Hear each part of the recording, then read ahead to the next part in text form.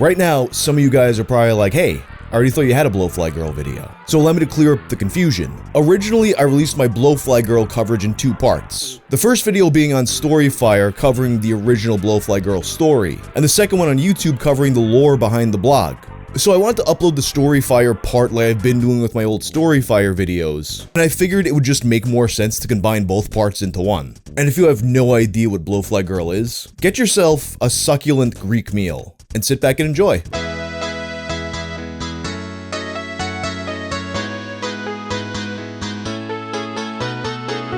This video is sponsored by Shudder. Shudder is my favorite streaming service. It's basically the Netflix of horror. For just $5.99 a month or $56.99 a year, you can get Shudder on all your favorite devices, including your iPhones, Androids, your smart TV, and your game consoles. This month, I'm going to recommend Manhattan Baby, which Shudder recently added to the collection. I feel like it's one of Fulci's more underrated films, and in my opinion, it has one of Fabio Frizzi's best soundtracks. This month till Halloween, Shudder will be celebrating their largest lineup of new shows and titles for their Home for Halloween celebration, including must-see titles like The 101 Scariest Horror Moments of All Time, Queer for Fear, The History of Queer Horror, VHS 94, Deadstream, Dark Glasses, plus a new series from Blu-ray Brothers. To try Shudder free for 30 days, just go to shudder.com and use code WANG. That's SHUDDER.com.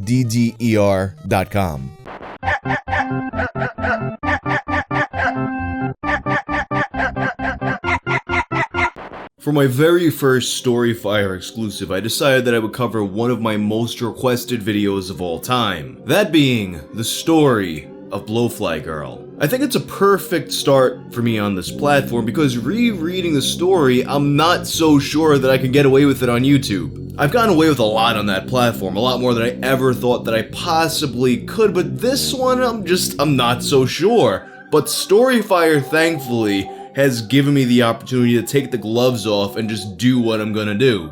All that being said, this video is very, very obviously not intended for anybody underage, anybody squeamish, or prone to vomiting. But anyway, without further ado, I present to you the story of Blowfly Girl. Sunday was warm and sunny, just how I always fantasized it would be when I finally went through with it.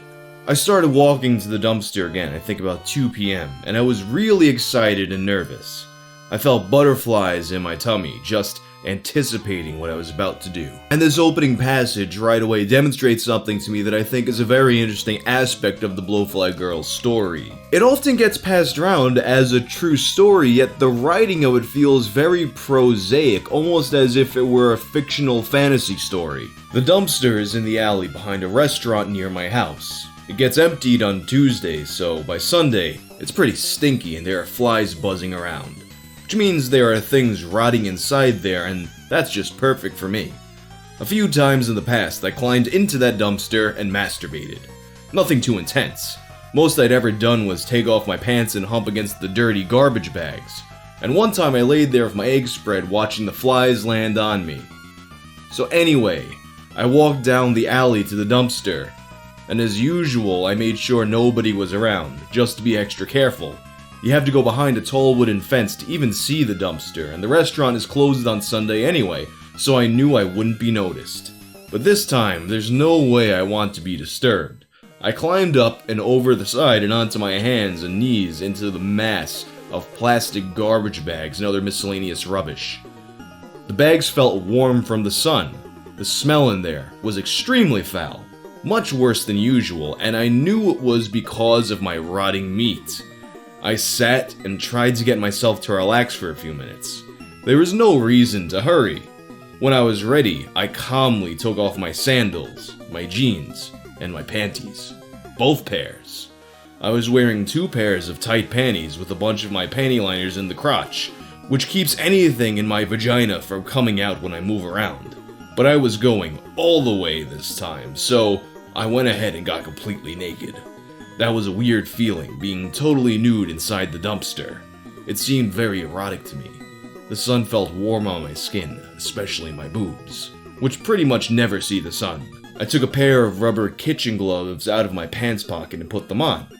There was no way I could bring myself to actually touch a maggot with my bare hands. Yeah, that's where you draw the line. Not any of the other stuff, not getting naked in a dumpster, but, you don't want to touch a maggot with your bare hands. That's, ill, that's yucky. Lying with my back against the side of the dumpster, I fingered my pussy. I was really wet already. I knew I would be. The sensation of the rubber glove against my clit felt unusual, and I kind of liked it. I did that for a little while, just thinking about what I was about to do, while staring at the smaller garbage bag in the far corner of the dumpster, where I'd left it yesterday. I still felt the butterflies in my tummy. I kept thinking to myself that I can't wimp out, that I had to go through with this. I wished for a moment that someone else was there to force me to do it, but decided that it was somehow much more sick and depraved to do it to myself willingly. And I thought, yeah, that's me. That's what I want. I deserve this.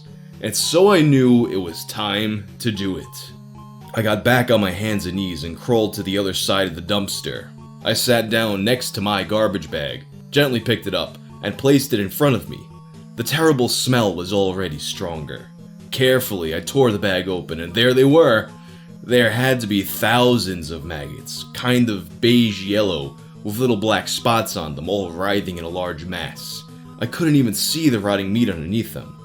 Dozens more maggots clung to the inside of the black plastic, which was coated with a thick, light brown slime.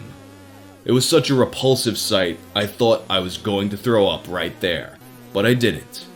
I took a few minutes to get control of myself, fingering my clit while staring at the maggots, trying to work up the courage to continue.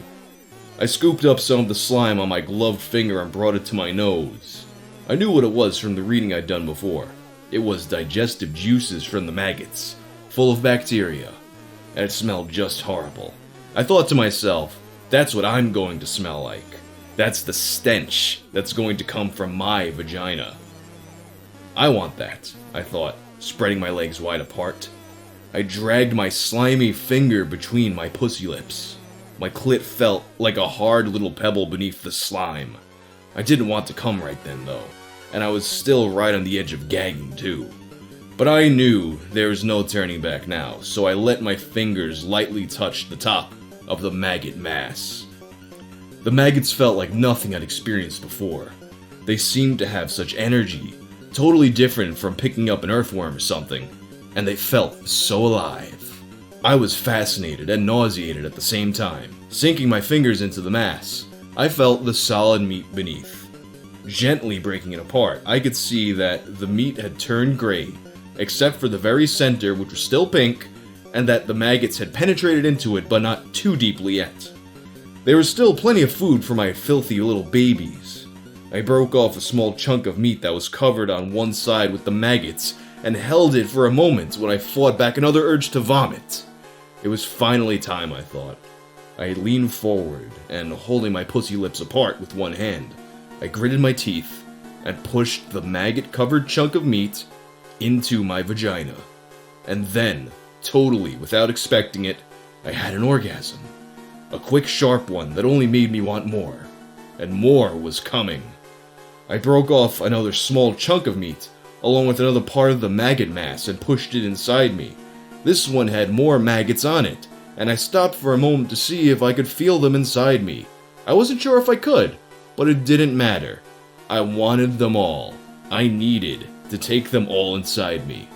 With that thought, I went sorta wild. I started pushing bigger chunks of meat and maggots, and even handfuls of just maggots into me, over and over. I was practically hyperventilating too. I wasn't thinking at all about the noise I must have been making, but now, I could definitely feel the maggots squirming inside my vagina. Just the idea of it made me come again. Finally, once I had crammed all the rotten meat and all the maggots I could inside me, I felt so filthy, so disgusting, like I'd turned myself into some low, depraved sort of beast. And that made me so incredibly hot, together with the constant movement of the maggots inside me. But it was time to go. Holding my hand over my crotch, I slowly crawled back to my clothes and managed to get dressed again without anything coming out. I put the gloves back into my pocket and climbed out of the dumpster. And right then, I could hold back the revulsion of what I'd just done no longer. Holding myself up against the side of the dumpster, I threw up. Ever vomited while you were horny? It's weird. Walking home down the alley, I felt like I was in a daze. I kept asking myself how I could have done this to myself, but then asking why I'd waited so long. I had to walk slowly to make sure nothing got squeezed out of my vagina, but also to keep from coming again. I had found myself amazed at the whole thing, that I'd stuffed the most intimate part of myself with these things that were too disgusting to even touch without gloves. And that, I was totally getting off on it.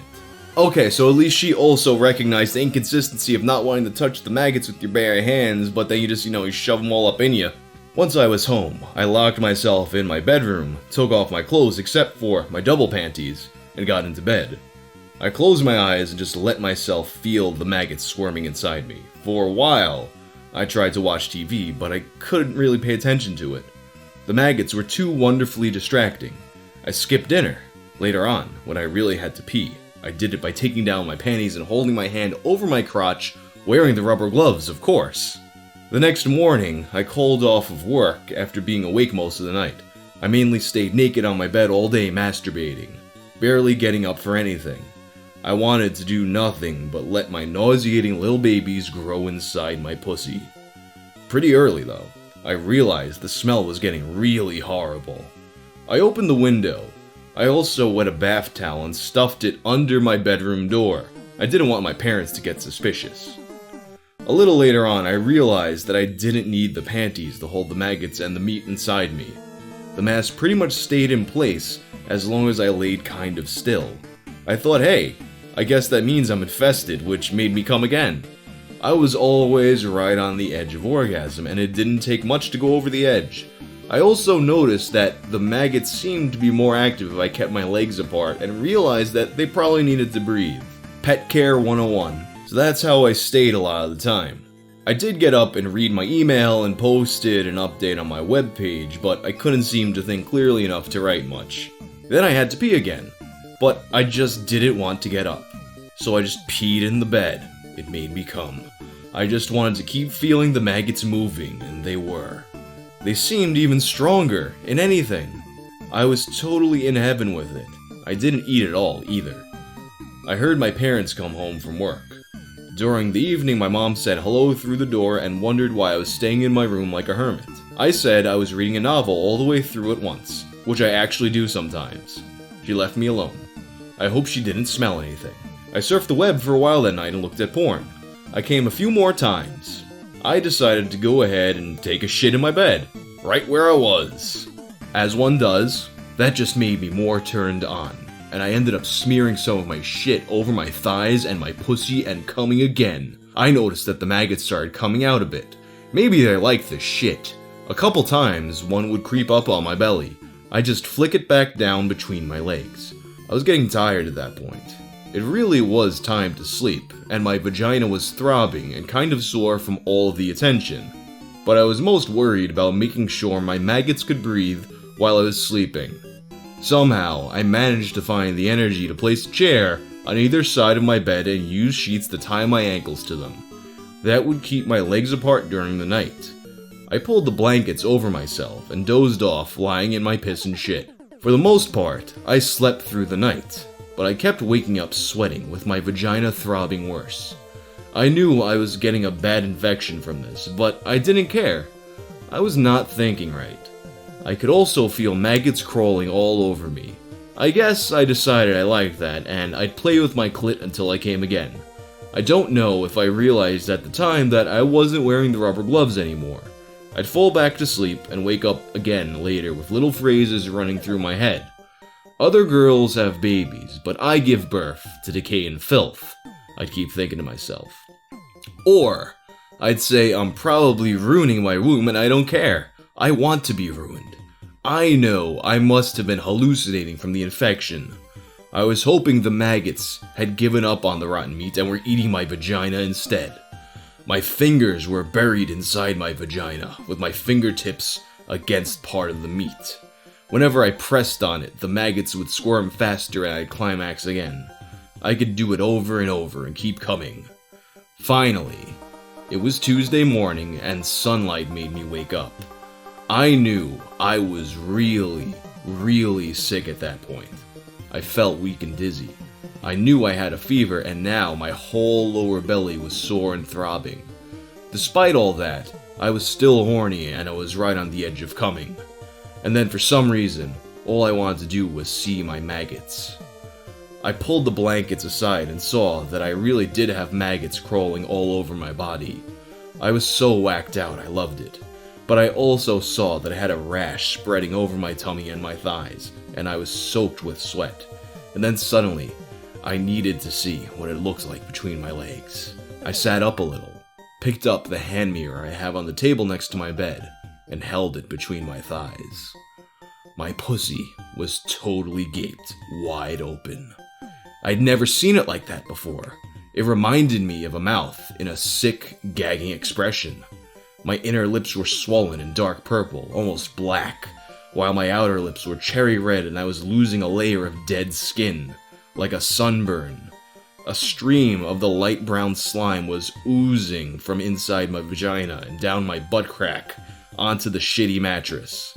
Although I could still feel a large mass of maggots and rotten meat inside me, there were maggots everywhere between my legs, hundreds of them. And then I saw my fingers on my pussy. They plunged deep into my vagina and dragged out a wad of slime and maggots, which I pressed hard against my clit. I remember having a huge orgasm right then, and I must have passed out. I think I was sobbing too, but I'm not sure. That's all I remember until I woke up in the hospital. And thus concludes the story of Blowfly Girl. And now back to the question that always comes up with this story. Is it real or is it bullshit?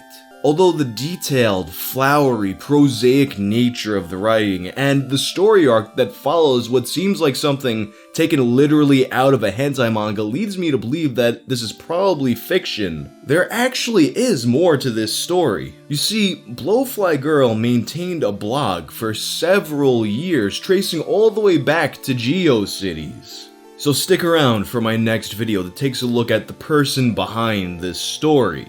I've gotten away with a lot on this channel that I never would have expected to.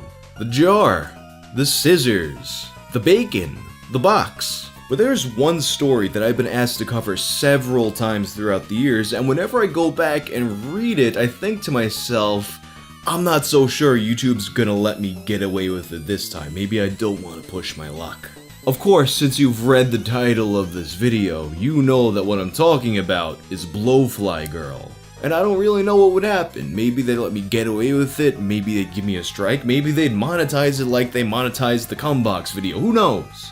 It's like a game of chicken that I play every time I upload one of these kinds of videos, so here's what I'm gonna do this time. I've uploaded my take on the Blowfly Girl story itself onto Storyfire, a new platform by McJuggernuggets that is going to let me get away with these kinds of things without having to worry about it.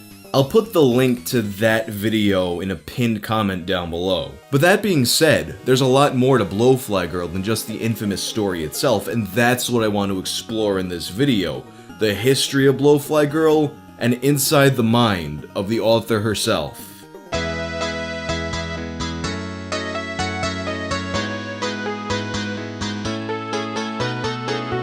Blowfly Girl is probably the most infamous copypasta of all copypastas. And although, as I said, I'm not going to be reading the story itself on YouTube, I will give you a summary of it. Blowfly Girl tells the story of a woman with a fetish for filth and maggots. One day, she repeats her ritual of secretly pleasuring herself inside of a dumpster. Inside this dumpster, she had left behind a plastic garbage bag full of rotting meat, which had now become infested with maggots. She takes this concoction of food and bugs and shoves it inside herself, which she derives great enjoyment from.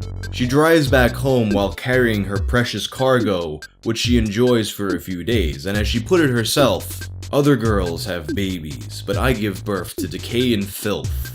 The story ends when she develops a severe infection and wakes up in a hospital. Sounds like fiction, right? This wild, prosaic story that sounds like something ripped from the pages of a Guro manga. Yet, during my research, I found out that such things do occur, and in fact, there exists a video depicting this very thing, which I'm not going to show you for very obvious reasons. So what's the deal with this story? Where did it come from? A lot of people think that this story simply appeared one day on 4chan. In fact, some sources point to a specific thread on B in May of 2007. And although this thread on B definitely contributed to the popularization of the story, it had been floating around the internet for some time. The first thing we need to look at is its name, Blowfly Girl. The thing is, although this story is often called Blowfly Girl, that's not actually the name of the story. Rather, Blowfly Girl is the name of the author, and the story itself is something she merely refers to as her maggot story. And this maggot story created by Blowfly Girl can be traced back much further, all the way to GeoCities. Unfortunately, Blowfly Girl's GeoCities page was terminated in 2005, presumably due to its content. And if you try to look at her original account on the Internet Archive, it's behind an adult content warning, meaning that you had to log in to get to it, which means that the Internet Archive wasn't able to save it. So the very first incarnation of Blowfly Girl does not appear to have been preserved in any way, but if you have it, I'd love to see it. After the termination of her account, Blowfly Girl would return in the new year on January 1st, 2006, this time with a new Yahoo account. Yahoo ID, Blowfly Girl 2. Real name, Deborah. Nickname, Blowfly Girl. Location, Northeastern Illinois. Age, 27. Marital status, single. Sex, female. Hobbies, slowly destroying myself, using my own sick perversions as a weapon, descending into the depraved little hell I've created for myself. It all makes me come. Latest news. I can hardly wait for it to get warmer here so the flies will come back and deposit their repulsive little spawn for me, so I could feel them moving and growing inside me again. I want the maggots to make love to me and ruin me. Favorite quote: I'd like it if you'd look at my profile before you IM me. She also made single blog posts. Entry for January 1st, 2006. It's a new year and I guess that means it's time to start new things, like this blog. Yahoo deleted my old GeoCities page a few months ago.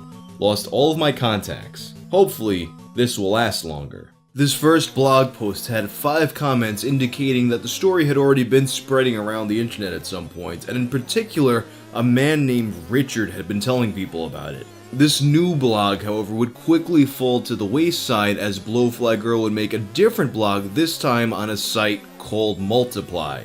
Blowfly Girl would post on Multiply throughout the next few years, but unfortunately, in 2009, this blog too was deleted. And unfortunately, like her original GeoCities page, this too was not archived. After her Multiply account was deleted, Blowfly Girl wouldn't be heard from for another few months until she created the Blogspot account, which is active until this very day. Saturday, August 22nd, 2009. Here I am. It's been a really long time since I posted anything. I lost my job several months ago, and about the same time, Multiply killed my profile there. That's where had I moved all my pics and blog entries to, so it's all gone. The only other place my pics were saved was on a PC at work. So anyway, I was really unhappy and just didn't feel like communicating publicly anymore. Maybe I'm ready to start again now. There was a story I wrote about my first sexual adventure with maggots. I thought I'd lost that too until I discovered that it's been reposted all over the web. It seems to be famous. I'll put that up here if this turns out to be a good place. I wrote about my second time too, but it looks like nobody reposted that. It must be really gone. It had to do with a dead deer I found close to I-94 in Wisconsin about this time last summer. If anyone has seen it around, please let me know. I've realized that if too much time passes, I don't write very well. I couldn't possibly rewrite it. I'm going to be 29 next month. I haven't had a boyfriend or even been with a man since I was 18. My parents don't want to deal with me because I still refuse to go back to counseling. I'm working at Target now, and I barely have enough money to keep my apartment and keep my car running. I do make a little extra money doing alterations on dresses, but it's not much. I don't have any future plans for myself. I don't have any marketable skills, I'm totally out of shape, and I've gained some weight. I'm up to a size 14 now. And as hard as I've tried to change, I still feel like I'm a sick, perverse, filthy pig inside. I've tried to ignore the desires and disgusting ideas that come into my head. Dangerous things for me to do, forcing myself to get off. I always hope I'll change. I've been forcing myself to try, but the ideas never stop coming. So where does that leave me now? I continue to struggle against my talent for failure. Pretending to be a normal woman while living in fear of backsliding and doing something really bad to myself. I picture myself, in metaphor, walking and falling into an open manhole, hanging onto the edge with my fingertips and struggling to pull myself out. I keep falling in, over and over, and for a long time I've been able to get out each time, but I just don't have the energy to struggle anymore. I want to let myself fall into the sewer now, and let myself sink into everything that is dark, dangerous, filthy, and perverse. Years of writing, photos, and memories wiped out in an instant. Every single thing she had ever done online would be gone were not for the fact that her one maggot story became insanely internet famous. And this first post gives an interesting insight into Blowfly Girl's mentality. On one hand, she is miserable about how her paraphilia has negatively affected her life, but at the same time, she's very proud of the writing she's produced because of it. And shortly after she made this first post, she would go on to repost the famous maggot story on her own blog, this time receiving comments of various flavors. Jesse, thank you for showing me something new about myself. I actually found myself aroused by your story. We all have perverse parts of ourselves, and one day, we will all find someone who accepts those parts we don't like to talk about. Anonymous. The people who will accept these things about you are the people who have sick, twisted minds like you and this Blowfly girl. You need help. Seriously. Her last post of the year would discuss being depressed during the holidays. Depression. I have a really difficult time at the holidays. For some reason, my depression gets worse this time of year.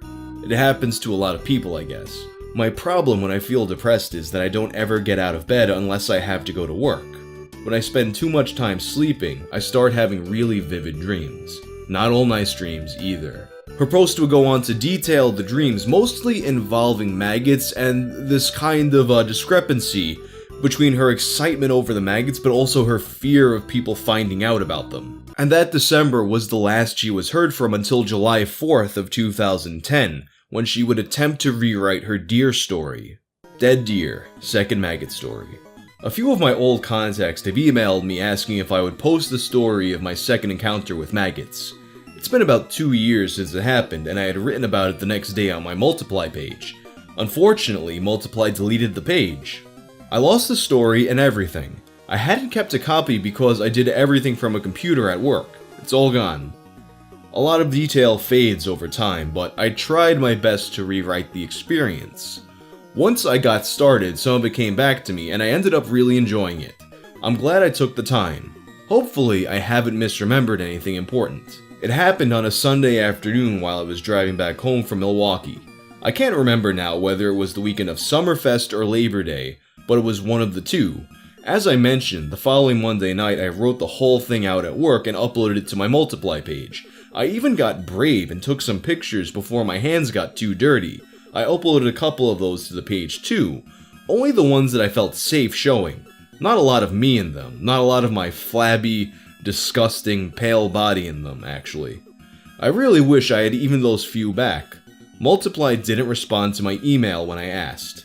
And the revelation that pictures existed shines a bit of a different light on this story. You see, one of the biggest debates around Blowfly Girl is whether this was an actual thing that happened or whether or not it was just someone's attempt at writing fiction. If actual pictures were to exist of her experiences, it would definitely lead a lot of credence to the fact that this is in fact a true story. But of course, the Multiply blog, which those pictures allegedly resided on, is now gone and has never been archived. And even if the pictures did exist, it's not necessarily proof that the events described happened, just that at some point, she was in close proximity to a maggot-ridden deer corpse. After this, her next post would be detailing her feelings about turning 30. I'll be turning 30 this month. I guess that's supposed to be a milestone, but I'm pretty sure nobody's planning a surprise party for me or anything. I can't think of anybody in my life who'd want to do that. It's my own fault for being such a loner. I don't mind turning 30. When I was younger, I had expectations about what my life would be like at 30. I was way off the mark. I thought that I'd be working professionally as a costume designer for theater and movies, living in a trendy loft condo somewhere in Lincoln Park or something surrounded by smart, sophisticated friends. Well, none of that has materialized yet. Considering my history of not being able to hold a job for very long, I guess I should feel lucky that I'm employed at all right now. Especially with the bad economy and everything. I have my own apartment and I have a car to drive, though I am still heavily subsidized by my parents, as my dad says. They don't mind. I'm sure they're very relieved that I've been emotionally stable. I guess I should set a goal to actually do something useful for myself this year. Do something besides slowly destroying myself through my perversion for filth. I mean, so far, what have I done? I nearly killed myself 6 years ago having sex with blowfly maggots. Wrote about it on my old GeoCities page, and the story became mildly infamous as one of the most disgusting stories on the internet. My gynecologist says that she can tell I'm unable to get pregnant anymore. At least I'm well on my way to destroying myself. It's an achievement. Seriously though, I have to mention that I've read comments on my blog and gotten emails from people wishing me well and hoping I will seek help. If you're one of them, thank you for being concerned. Really, sincerely. You sound like nice, compassionate people, but I'm okay. While I was growing up, my parents made me go to counseling, see psychiatrists, take antidepressants, all sorts of stuff. I'm happier without any help. And I'm only a danger to myself a very small percentage of the time. There's a lot more to my life that I don't discuss on my blog that if you knew about, you'd see I'm pretty normal. And at this point, a lot of her blog starts to focus on her work situation. In particular, she's very unhappy with her low-paying Target job, but at the same time, she's very dependent on the health insurance. Especially with her frequent health issues such as the pinworm infection she developed after an interaction with a fan.